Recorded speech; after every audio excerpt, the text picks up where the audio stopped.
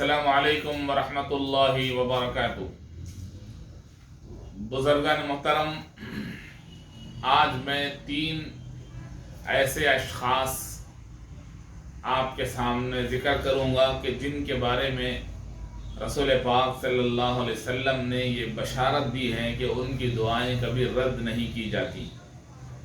एक हदीस है जो मिशकात शरीफ में मौजूद है, तिरमिज़ी शरीफ में मौजूद है।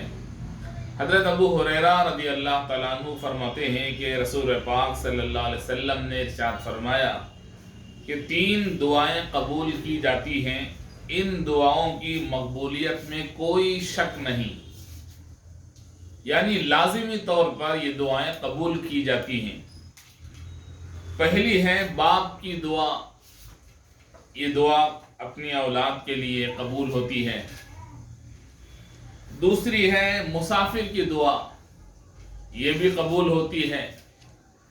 तीसरी है मजलूम की दुआ, ये भी कबूल होती है। ये 3 दुआएं ऐसी हैं कि जिनके कबूल होने में कोई शक नहीं, कोई तरद्दुद नहीं है। दुआ की और वहां कबूल हो गई अल्लाह के दरबार में।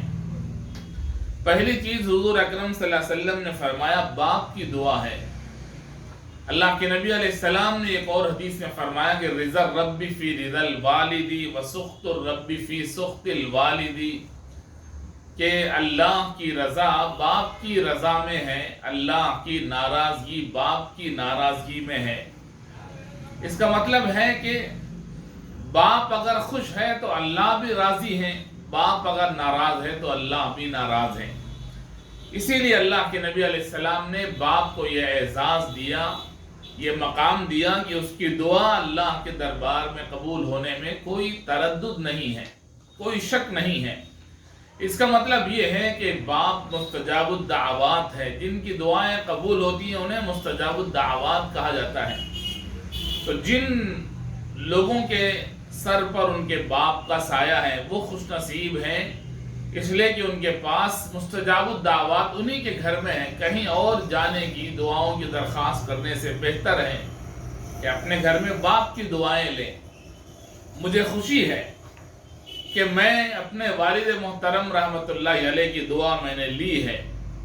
मेरे वालिद मोहतरम की आदत ये थी कि जब भी आप घर में दाखिल होते थे तो किसी न किसी को बुलाते थे। अक्सर व बेशतर मैं जाता था दौड़कर, सिर्फ आपको हाथ पकड़कर सहारा देकर घर के अंदर ले आता था, तो जोर से दुआ करते थे अल्लाह खुश रखे।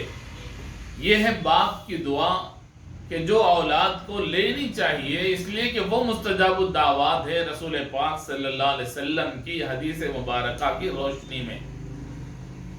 दूसरी चीज अल्लाह के नबी ने फरमाया मुसाफिर की दुआ कभी रद्द नहीं की जाती। मुसाफिर जो सऊबतें बर्दाश्त करता है, जो मशक्क़तें उठाता है सफ़र के दौरान, इसी के नतीजे में अल्लाह ताला ने उसको कसर करने का हुक्म दिया नमाजों में कि वो 4 रकात वाली नमाज को 2 रकात पढ़ेगा। अल्लाह ताला ने उसको सहूलत दी है कि वो मुसाफिर है, मशक्क़तें उठाता है, उसके पास अपने मकान में, अपने मुकीम होने की जगह में सब कुछ है, घर है, माल है, दौलत है, सारी सहूलतें हैं, लेकिन सफ़र में निकल जाने के बाद वो भी मजबूर है, वो भी मुस्तहिक है, वो भी मशक्क़त उठाने वाला है।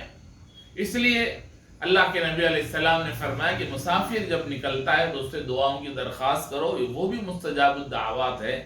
वो जो दुआ करता है अल्लाह ताला उसकी दुआ को कबूल फरमाते हैं। तीसरे मजलूम की दुआ, रसूल पाक सल्लल्लाहु अलैहि वसल्लम ने फरमाया कि उसके कबूल होने में कोई शक नहीं है। मजलूम का मतलब एक तो ये है कि वो आदमी मजलूम है कि जो मजबूर हैं, जो बेसहारा हैं, और जिन पर जुल्म किया गया, जिनको मारा गया, पीटा गया, गालियां दी गई और जिनका हक छीन लिया गया, कि जिनको हक अदा नहीं किया गया, ये लोग हैं जो मजलूम हैं, कि उनके साथ हमदर्दी करना चाहिए, उनको देखना चाहिए, उनकी खिदमत करनी चाहिए, उन पर जुल्म नहीं करना चाहिए। तो इन लोगों को सहारा देने से दिल से इनकी दुआएं निकलती हैं। और दूसरे वो गरीब, तंगदस्त, मफलूकुल हाल, मुफलिस, बदहाल, फ़कीर, ये लोग हैं کہ جن کو کھانے کے لیے کھانا نہیں ہے، پہننے کے لیے کپڑا نہیں ہے، رہنے کے لیے مکان نہیں ہے، ایسے لوگوں کو سہارا دینے سے ان کے دل سے دعائیں نکلتی ہیں۔ رسول پاک صلی اللہ علیہ وسلم کی حدیثوں میں موجود ہے، آپ علیہ السلام فرماتے تھے کہ یہ لوگ دل سے دعائیں دیتے ہیں، ان کی انتڑیاں دعائیں دیتی ہیں اگر بھوکے کو کھانا کھلائے۔ دل سے یہ لوگ دعائیں کرتے ہیں اللہ کے دربار میں، ان کی دعا قبول ہوتی ہے۔ اس لیے ضرورت اس بات کی ہے کہ ہم کسی پر ظلم کر کے اپنے آپ کو سکون پہنچانے کے بجائے کسی کو راحت دے کر اپنے دل کو سکون پہنچائیں۔